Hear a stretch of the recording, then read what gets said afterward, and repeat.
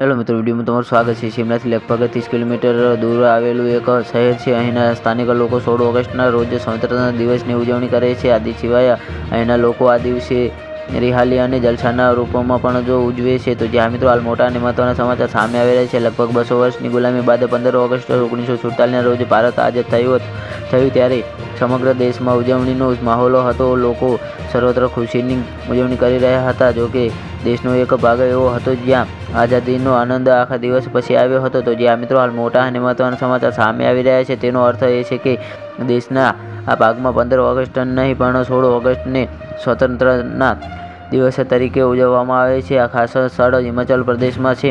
થિયોગ હિમાચલ પ્રદેશની રાજધાની શિમલાથી લગભગ 30 કિલોમીટર દૂર આવેલું એક શહેર છે। અહીંના સ્થાનિક લોકો 16 ઓગસ્ટના રોજ ઉજવણી દિવસ ઉજવે છે। આ સિવાય અહીંના લોકો આ દિવસે રિહાલી અને જલસાના રૂપમાં પણ ઉજવે છે। આ દિવસે અહીંના લોકો નવા કપડાં પહેરે છે, એકબીજાને ગળેમાં લગાવે છે અને એકબીજાને મીઠાઈ વહેંચે છે। કહેવાય છે કે ભલે દેશને અંગ્રેજોની ગુલામીમાંથી 15 ઓગસ્ટ 1947ના આઝાદી મળી હતી, પરંતુ દેશમાં જનતા દ્વારા ચૂંટાયેલ પ્રથમ સરકાર શિમલા શહેરમાં બની હતી। તો જ્યાં મિત્રો હાલ મોટા અને મહત્વના સમાચાર સામે આવી રહ્યા છે।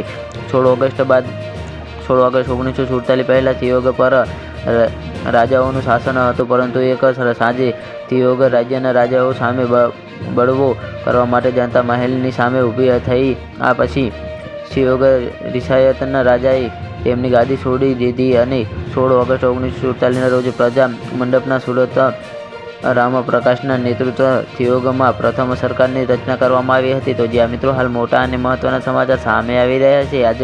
આ જ કારણ છે કે અહીંના લોકો 16 ઓગસ્ટે જ સ્વતંત્રતા દિવસની ઉજવણી કરે છે। અહીંના લોકો તેને થિયોગ ફેસ્ટિવલ પણ કહે છે। લોકોના બળવા પછી જ્યારે રાજા કરમચાંદે ગાદીનો ત્યાગ કર્યો ત્યારે રાજા મંડપના સુરત રામપ્રકાશે PM તરીકે શપથ લીધા। આ સિવાય ગૃહમંત્રી બુદ્ધિરામ વર્મા, શિક્ષણ મંત્રી સીતારામ વર્મા અને અન્ય 8 લોકોએ મંત્રી તરીકે શપથ લીધા હતા। તો જ્યાં મિત્રો અમારો વિડીયો કેવો લાગ્યો અમારી કોમેન્ટ બોક્સમાં જરૂરથી જણાવજો અને ચેનલ પર નવા તો ચેનલ સબસ્ક્રાઈબ કરવા ના ભૂલતા। તો વિડીયો પૂરો જોવા બદલ તમારો ખૂબ ખૂબ આભાર।